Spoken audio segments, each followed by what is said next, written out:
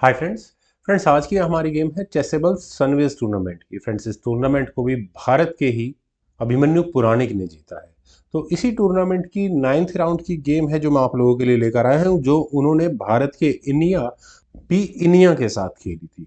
चलिए मैं शुरू कर रहा हूँ यहाँ इस गेम को। D4 के साथ यहाँ इनिया ने शुरू किया। नाइट F6, यहाँ पुराणिक का रिप्लाई आया। C4 हुआ, G6, knight C3, D5, C takes D5, knight takes D5, knight exchange asking नहीं कि E4।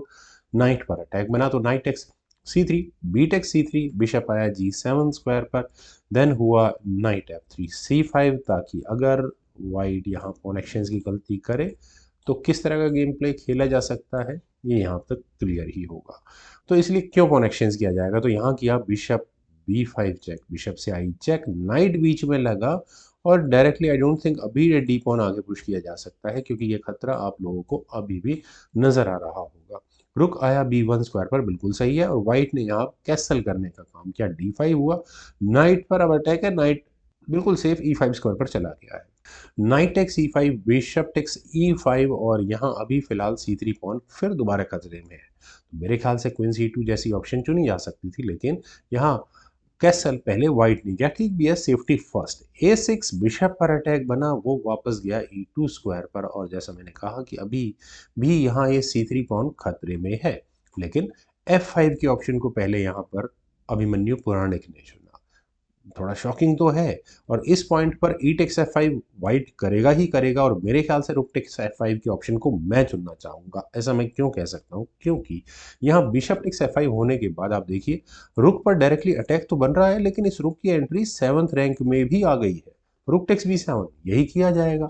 क्वीन आई D6 स्क्वायर पर, और क्वीन का D6 स्क्वायर पर आना फ्रेंड्स बहुत कुछ खोलता है। यहाँ बिशप आया G5 स्क्वायर पर, और अटैक क्या बना है, हालांकि ब्लैक का अटैक इस H2 पॉन पर है, लेकिन वाइट ने भी क्या जबरदस्त अटैक बनाया। फॉक लगेगी किंग क्वीन और रुक पर, तो रुक F7 पहले यहाँ पर करना ही पड़ा।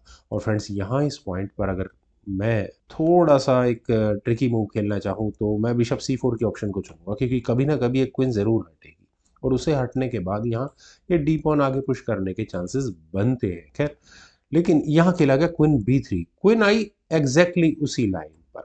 बिशप टेक्स H2 चेक, चलिए पॉन मिला, किंग गया H1 स्क्वायर पर। देन हुआ क्वीन E5, और क्वीन के E5 स्क्वायर पर आने के बाद bishop for bishop, light square bishop पर अटैक है। अब ये बिशप कहाँ जाए, क्वीन C4, बिशप से इसका डिफेंस हुआ। बिशप आया E4 स्क्वायर पर, और फ्रेंड्स अब जरा अटैक थोड़ा डेंजरस होता हुआ नजर आ रहा है। आप यहाँ अगर देखें तो G2 पॉन बिल्कुल खतरे में है, और डायरेक्ट अटैक यहाँ बिशप पर भी है, दोनों बिशप खतरे में है। तो सीधा खेला गया F4, क्वीन पर अटैक, बिशप पर डिफेंस, क्वीन यहाँ से गई F5 स्क्वायर पर, और यहाँ इस पॉइंट पर ये बिशप फिर अनडिफेंडेड हो चुका है। अब निया के पास क्या ऑप्शंस है, पहली ऑप्शन में जरा किंग टेक्स H2 की ही देखना चाहूंगा। अगर यहाँ से ये गेम आगे बढ़ती है तो आपको ये फॉक जरूर नजर आ रही होगी, बिशप टेक्स D5 वाली।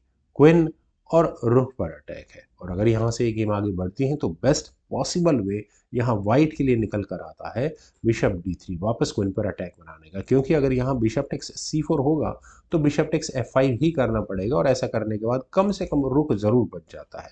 आप कहेंगे कि बिशप का अटैक व्हाइट के रुक पर भी है, लेकिन उसके बाद प्रॉब्लम्स किस तरह से बढ़ेंगी ये यहाँ पर क्लियर है, तो पहले जी टेक्स F5 ही करना होगा। खैर, इसमें बहुत फायदा ब्लैक को होगा ही होगा, लेकिन ये ऑप्शन तो चुनी नहीं गई थी। दूसरी कोई ऑप्शन, रुक टेक्स E7 मुझे ठीक लगती है।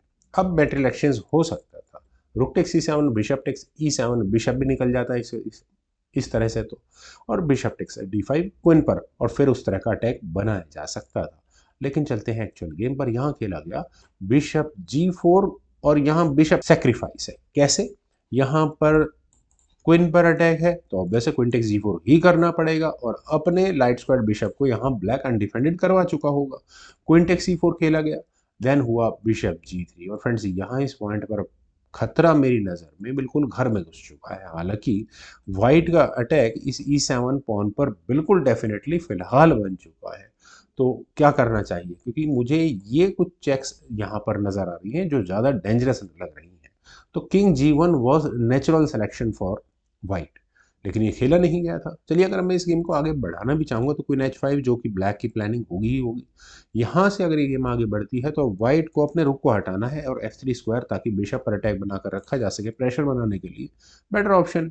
Queen H2 check, king F1, queen H1 check होगा, किंग E2 स्क्वायर पर क्वीन टेक्स E2 चेक होगा, किंग को D1 स्क्वायर पर ही जाना होगा और उसके बाद क्या होगा, गेम इक्वलाइजर की तरफ चली जाएगी।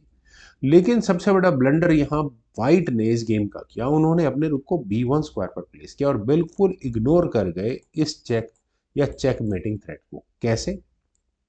क्वीन H5 चेक, उन्हें लगा होगा ठीक है चेक देने के बाद अपने किंग को G1 स्क्वायर पर ले जाऊंगा, लेकिन अब वो सोच रहे हैं अगर यहाँ पर होंगे कि क्वीन से चेक आएगी और वो अपने किंग को भगा कर ले जाएंगे, तो यही उन्होंने वहां पर गलती की।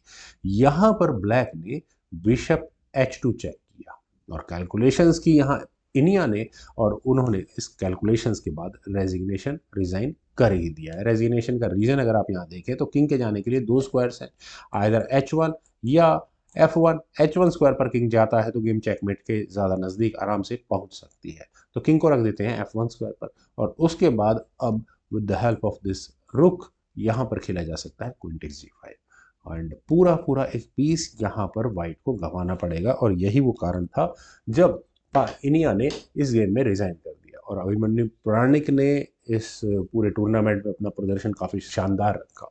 मुझे उम्मीद है फ्रेंड्स आप सभी लोगों को भी ये गेम जरूर पसंद आई होगी, तो आप लोग इस वीडियो को लाइक करें, शेयर करें और मेरे यूट्यूब चैनल चेस गुरु को प्लीज़ सब्सक्राइब जरूर करें। आपके कमेंट्स का मुझे बेहद इंतजार रहेगा। Thank you for watching and bye for now.